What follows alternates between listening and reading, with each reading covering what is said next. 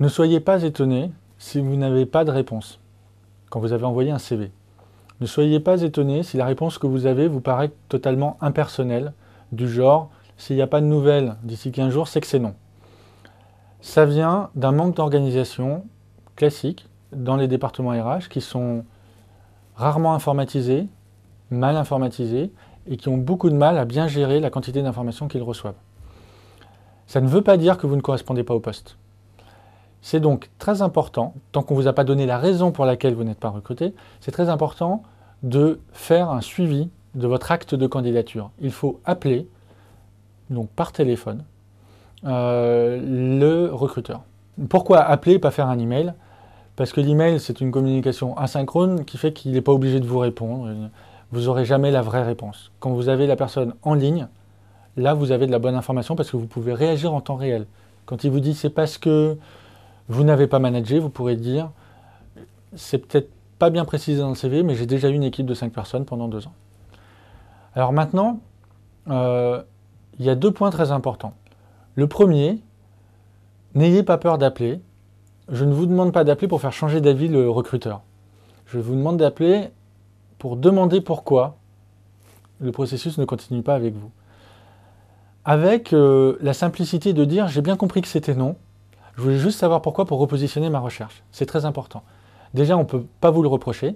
Et ensuite, c'est une information, si le recruteur a raison de vous dire non, qui est exploitable pour vous. Vous comprenez pourquoi et vous mettez en ordre de bataille votre recherche en adéquation avec ce qui vous a été dit. Maintenant, si vous voulez que ça marche, c'est important d'appeler un opérationnel, la personne qui a le besoin. Donc faites un travail de recherche d'informations. Internet est magique pour ça, entre les LinkedIn et Viadeo, les réseaux sociaux, mais aussi tous les dossiers de presse qui auront pu être faits par le directeur commercial, le directeur financier ou le directeur informatique en fonction de là où vous postulez. Essayez de parler à la personne qui a le besoin. Alors je ne vous dis pas qu'il faut contourner les RH, ça n'est pas ça, mais c'est celle qui est capable de savoir si ce que vous faites, indépendamment de son CV, lui correspond. Trouvez l'information et demandez à lui parler. Quand on vous demandera c'est pourquoi, pour lui dire c'est pour faire le point sur son recrutement. Pas forcément dire je suis candidat et j'aimerais savoir pourquoi c'est non, parce qu'on ne vous le passera pas. Et quand vous l'avez, voilà, c'est de dire j'ai postulé à ce poste-là, j'ai cru comprendre que ça ne fonctionnait pas, je voulais juste savoir pourquoi. Ce qu'il y a d'intéressant à parler à un opérationnel, c'est que vous pourrez avoir un discours technique avec lui. Il pourra voir que vous maîtrisez bien votre univers technique, que même s'il n'y a pas les mots-clés dans votre CV qui auront fait qu'un chargé de recherche vous a exclu du processus, lui va comprendre que votre façon de concevoir votre métier et de le faire lui correspond. Il lui va bien. En plus, il faut comprendre qu'avec la masse d'informations que reçoivent les départements RH, votre CV n'est pas toujours lu. Déjà, il est lu vite, quand il est lu, et il n'est pas toujours lu. Mettez-vous dans la peau d'un chargé de recherche qui reçoit 100 CV par poste. Sauf qu'il a 10 postes à gérer. Donc tous les jours, il en reçoit 1000. Il prend son premier poste, il en lit 20. Dans les 20, il y a 5 bons candidats. Qu'est-ce qu'il fait?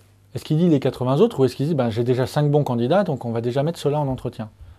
Il fait ça, parce qu'il a encore 900 CV à lire sur les autres postes. Ce qui veut dire qu'il y a 80 CV qui n'ont pas été lus. Il dira je les lirai demain. Sauf que le lendemain, il y en a 100 nouveaux. Donc les 80 se retrouvent très bas dans sa liste d'emails. Qu'est-ce qu'il fait? Est-ce qu'il va lire les CV qu'il n'a pas eu le temps de lire de la semaine dernière?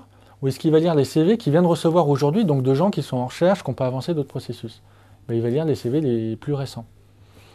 Donc c'est triste à dire, mais le plus souvent du temps, et si vous êtes chercheur d'emploi, vous le savez déjà, on ne va pas vous répondre, et le plus souvent du temps, votre CV n'aura pas été lu.